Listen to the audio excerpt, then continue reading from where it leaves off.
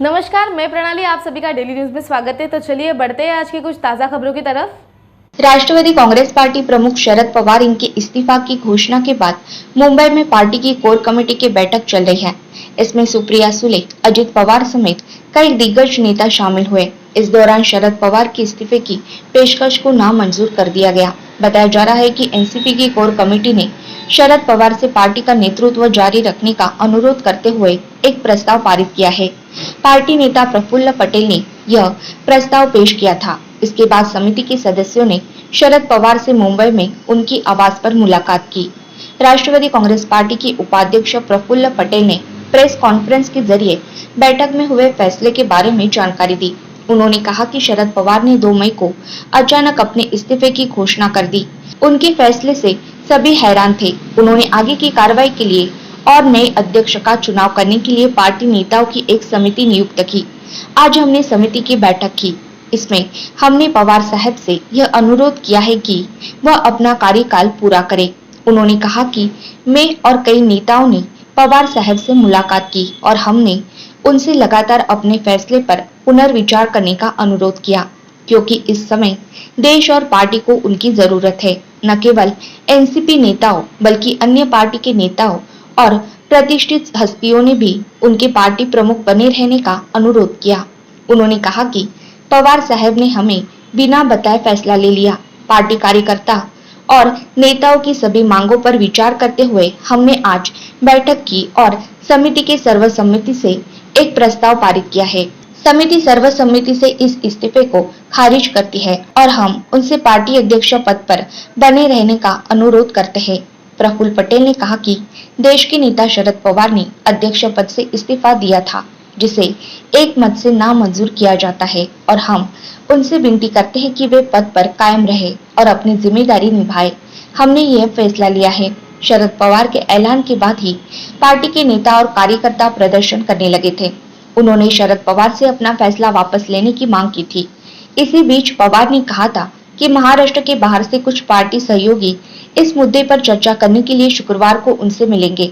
इसके बाद से वे 1 या 2 दिनों में अपना अंतिम निर्णय लेंगे। शरद पवार के समर्थन में धरना दे रहे समर्थकों ने इस दौरान कहा था कि उन्हें किसी को पार्टी का कार्यकारी अध्यक्ष नियुक्त करना चाहिए और स्वयं उन्हें पार्टी अध्यक्ष की भूमिका में रहना चाहिए।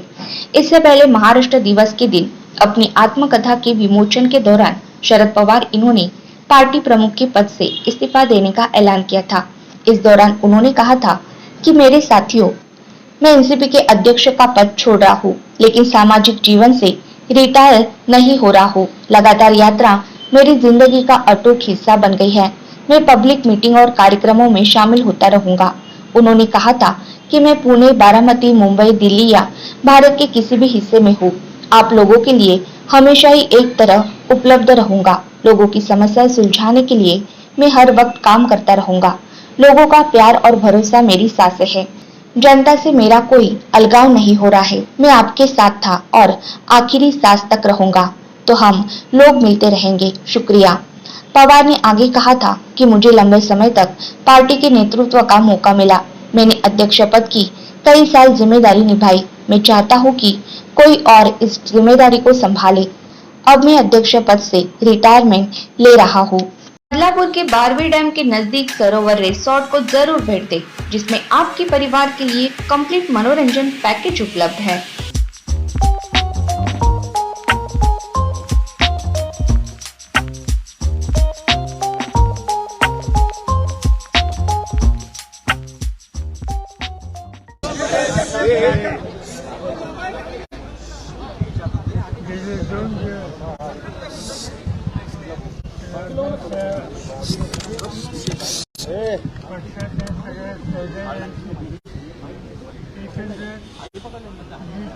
भावना आहे ती तुमच्या लोकांना या ठिकाणी व्यक्त होते.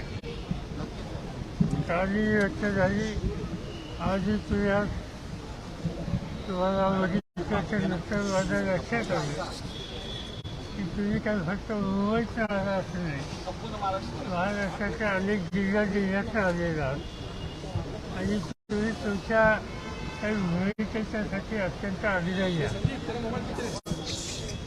जो काही निर्णय मी घेतला पक्षाच्या भविष्य याच्यासाठी घेतला.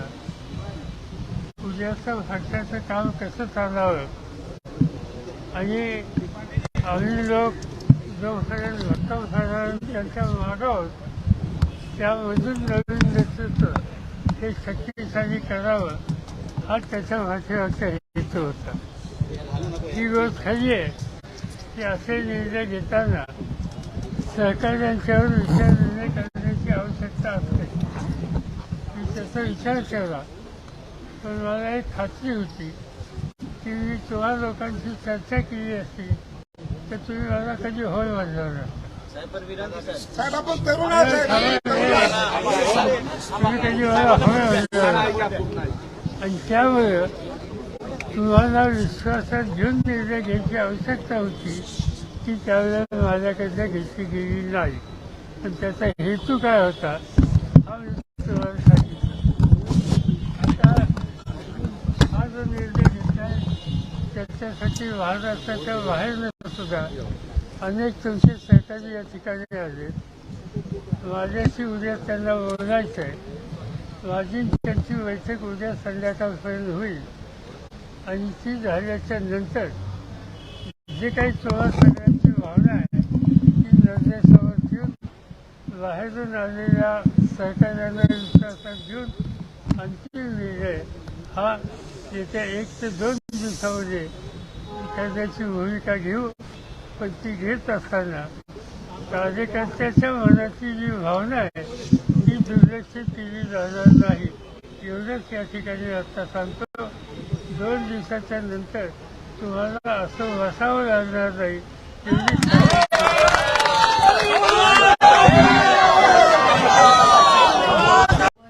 छगन भुजबळ यांनी सुप्रिया सुळे यांचं नाव सजेस्ट केलेलं आहे. शरद पवारांची बहीण सरोज पाटील त्यांनी म्हणलं की जयंत पाटील हे उच्च शिक्षित आहेत त्यांनी पण ही जबाबदारी घ्यावी. आपण कसं बघता या चर्चेत? नाही, माईंनी सरोज पाटील डी पाटील साहेबांच्या पत्नी आहेत आणि त्यांनी माझं नाव घेतलेलं जरी असलं तरी मी महाराष्ट्रात काम करतोय. महाराष्ट्र सोडून दिल्लीची जबाबदारी मला दुसऱ्या राज्यात माझ्या ओळखीही नाही आहेत आणि माझा संपर्कही दुसऱ्या राज्याची नाही आहे. त्यामुळं देशात दिल्लीत बसणाऱ्या लोकसभेत किंवा राज्यसभेत काम करणाऱ्या आणि देश काही वर्ष संसदेत बसून बघणाऱ्या व्यक्तीने अशा जबाबदाऱ्या पार पाडायच्या असतात. पवार साहेबांना तो अनुभव आहे म्हणून पवार साहेब यशस्वीपणाने देशभर राष्ट्रवादी काँग्रेस वाढवण्याचं ते काम करू शकले. आज अनेक वर्षाचा पवार साहेबांचा अनुभव असल्यामुळं पवार साहेबांच्यावर लोकांची श्रद्धा विश्वास असल्यामुळं प्रत्येक राज्यातले वेगळ्या राज्यातली लोक ही या पक्षामध्ये आलेली आहेत. आता पवारसाहेब त्यांच्या निर्णयावर ठाम आहेत. त्यांनी अजूनही आम्ही सगळ्यांनी सांगितले, सर्वच जण सांगतायत तसं करणं योग्य नाही. पण पक्ष पुढं नेण्यासाठी काहीतरी पावलं टाकली पाहिजेत अशी त्यांची भूमिका दिसते. आमच्यासारख्यांचं मत, मी महाराष्ट्र प्रदेशचा अध्यक्ष असल्यामुळं मला सगळ्यात जास्त आणि माझ्या सर्व सहकाऱ्यांना सगळ्यात जास्त काळजी आहे 2024च्या विधानसभेपर्यंतची आहे. आणि म्हणून आम्हाला असं वाटतं की लोकसभा आणि विधानसभा होईपर्यंत पवार साहेब जर अध्यक्ष राहिले पक्षातल्या सर्व घटकांना ते न्याय देऊ शकतील.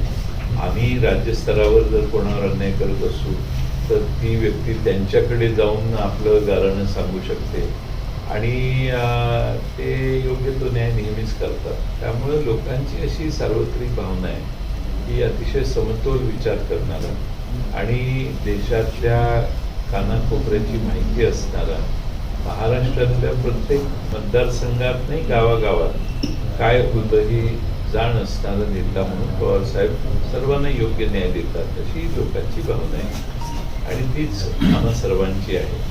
पण पवारसाहेब अजूनही त्यांच्या मतावर ठाम आहे. डेली न्यूज को सब्सक्राइब कीजिए और बेल आइकन दबाना ना भूलें ताकि हमारी खबरें सबसे पहले आप तक पहुंचे.